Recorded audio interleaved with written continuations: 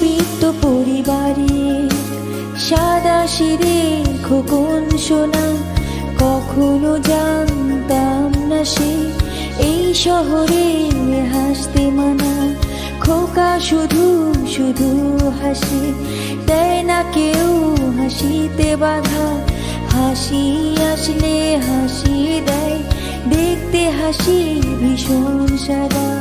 মধ্যবিত্ত পরিবারে সাদা সিঁড়ে খোকন সোনা, কখনো জানতাম না সে এই শহরে হাসতে মানা।